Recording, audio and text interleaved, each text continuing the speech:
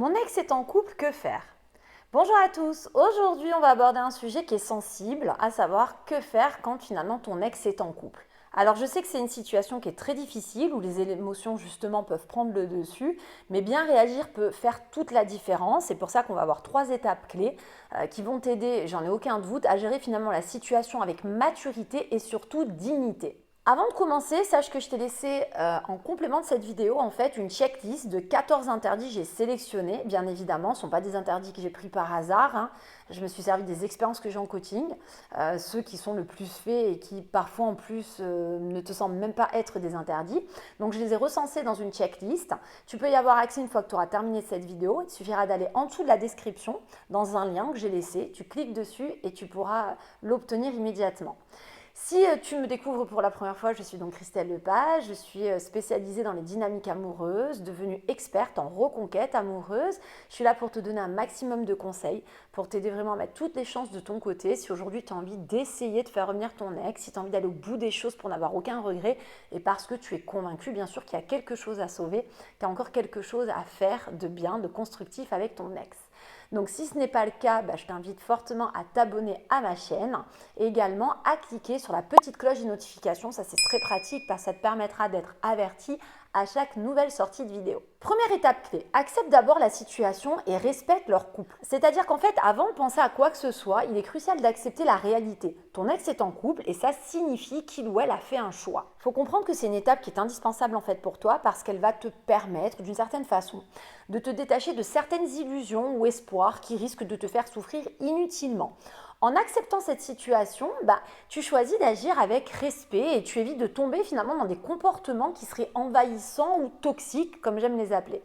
Alors je sais que c'est pas facile parce que les sentiments sont bien présents, mais accepter ça ne veut pas dire non plus oublier ou renoncer définitivement, comme je vois dans certains coachings où les gens pensent ça signifie en fait plutôt de reconnaître que ton ex vit une autre histoire pour le moment et que ta place n'est pas d'interférer. Il va falloir que tu comprennes que ce respect pour sa relation est en fait la preuve que tu es passé à une étape de maturité émotionnelle à ses yeux. Alors pour donner un exemple concret, au lieu par exemple de chercher à savoir tout ce qui se passe dans leur relation ou d'espionner sur les réseaux sociaux, donne-toi absolument des limites. Par exemple, si tu tombes sur des photos d'eux, et essaies de ne pas te laisser emporter par des pensées négatives et puis tu fais aussi en sorte de ne pas chercher à tomber sur ces photos. Il faut aussi faire l'effort de ne pas chercher à commenter ou liker par exemple des photos de ton ex dans le but d'attirer son attention. Il faut accepter la situation et du coup la respecter parce que ça va vraiment montrer à ton ex que tu es devenue une personne qui est plus équilibrée puis aussi respectueuse d'une certaine façon. Il faut comprendre que c'est une attitude qui est positive, qui prouve que tu es calme et qui donc est bien plus attractive qu'un comportement qui serait intrusif ou jaloux. Deuxième étape clé, reste amicale et bienveillante si vous êtes en contact. Si vous avez la chance de toujours être en contact, garde une attitude amicale et bienveillante.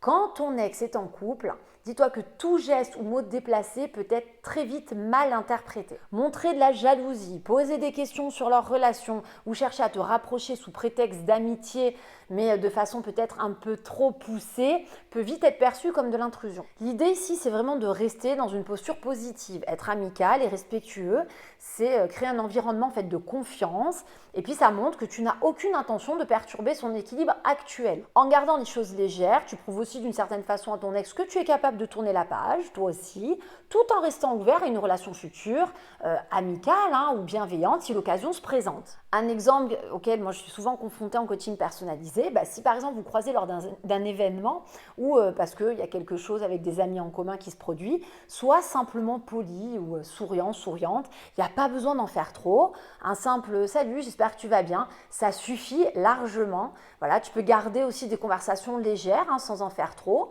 sans évoquer son couple ou des sujets fâcheux. C'est une attitude en fait qui est détendue, bienveillante et qui va montrer d'une certaine façon que tu as de l'assurance à ton ex, que donc tu respectes ses choix, mais que tu es aussi capable, en mesure de rester à ta place. C'est une façon de lui prouver que tu ne cherches pas à jouer un rôle, voilà, que tu restes simplement toi-même en respectant la situation. Et en faisant ça, tu ne peux amener ton ex qu'à baisser les armes te concernant parce qu'il va être convaincu que finalement tu ne cherches pas de mal, tu ne cherches même pas finalement à que tout soit un échec dans cette nouvelle vie. Et donc peut-être, on va le voir ensuite, à amener ton ex peut-être à s'ouvrir davantage à toi si toutefois l'occasion se présentait ou si peut-être il avait des choses à te dire dans les semaines qui viennent. Troisième étape clé, je sais qu'elle est compliquée, mais ça va être d'être patient et de ne rien précipiter. La patience, là, c'est un des aspects pour moi qui est l'un des plus délicats finalement dans cette situation. Il va falloir que tu acceptes aujourd'hui, là, que pour le moment, ce n'est pas toi qui partage la vie de ton ex. Vouloir forcer les choses ou lui faire sentir que tu es toujours là, même dans l'attente, peut finalement créer de la pression chez ton ex. Ça risque même de provoquer peut-être une réaction de recul. Donc c'est pour ça que la patience, c'est aussi la meilleure façon de montrer que tu as confiance en toi et que tu es aussi en mesure de gérer correctement cette nouvelle vie, à attendre peut-être d'avoir une relation bienveillante avec ton ex, mais sans attentes farfelues derrière. Bref, c'est quelque chose qui peut vraiment ramener un climat de confiance entre vous. Il faut comprendre et garder en tête que dans la plupart des cas, les relations rebond, on va l'appeler aussi des fois les relations pansement, ce sont ces nouvelles relations qui suivent immédiatement après une rupture, ne durent généralement pas. Donc je fais plein de vidéos sur ce sujet. Mais c'est pour ça qu'il faut donc peut-être garder tes chances pour que lorsque la lune de miel des débuts va s'atténuer, ton ex soit en mesure peut-être de te faire savoir qu'il y a des choses qui ne vont pas si bien dans sa relation ou peut-être même des choses qui lui manquent de votre relation passée. Il faut comprendre que parfois ton ex pourra aussi être en mesure de réaliser des choses sans forcément d'intervention de ta part, on va dire, directe. Les comportements que là je vais te conseiller, les étapes dont je te parle, sont finalement des actions indirectes par rapport à ton ex. Mais voilà, garder ton calme et avoir de la patience peut lui montrer que tu es en paix avec toi-même et ça peut forcément, c'est même pas pouvoir, c'est que ça va, parce que je le vois en coaching, créer un sentiment beaucoup plus naturel d'attraction parce que ton ex sera plus en mesure du coup d'avoir envie de se rapprocher de toi si l'occasion se présente demain. Il faut vraiment qu'aujourd'hui tu montres à ton ex que tu es quelqu'un de stable, que tu respectes son espace et que tu n'attends rien en retour.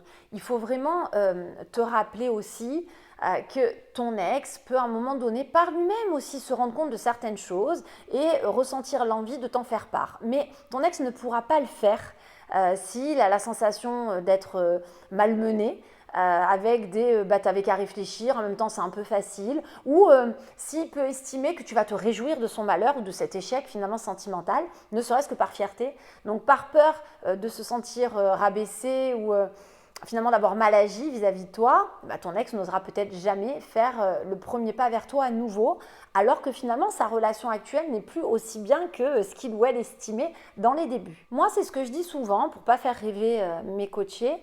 Si le couple est solide, c'est comme ça et peut-être que c'est pour le mieux finalement. Mais si ce n'est pas le cas, si sa relation est bancale et s'avère ne pas fonctionner dans les semaines et mois qui arrivent, dis-toi que naturellement ton ex peut être tenté de revenir vers toi sans que tu aies eu vraiment besoin de forcer la situation, comme je viens d'expliquer, en faisant vraiment juste la part du travail qui t'appartient sur cette posture à avoir pour redonner un climat de confiance en fait entre vous. Donc en attendant, montre-toi vraiment patient et concentre-toi sur toi-même. Donc vraiment le plus important à comprendre, c'est que pour bien réagir lorsque ton ex est en couple, si tu viens de l'apprendre ou si c'est déjà avéré depuis quelque temps, tu dois accepter la situation, garder une attitude amicale et bienveillante et surtout te montrer patient, patiente. C'est la meilleure façon de préserver ta dignité d'une certaine façon, il faut y penser quand même, et de montrer à ton ex que tu as évolué. Je te rappelle d'ailleurs qu'en complément de cette vidéo, je t'ai laissé accès à une checklist de 14 interdits pour t'aider à tenir le bon cap.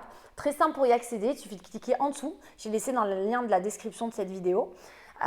Tu peux également penser au petit like d'encouragement pour me dire que la vidéo t'a plu. Ça me permettra du coup de faire d'autres sujets similaires. Et puis aussi, si ce n'est pas déjà fait, je te conseille fortement de t'abonner à ma chaîne et de cliquer sur la petite cloche des notifications ultra pratique pour être averti à chaque nouvelle sortie de vidéo et donc ne louper aucun conseil à venir. En attendant, je te dis à très bientôt pour toute la suite de mes vidéos.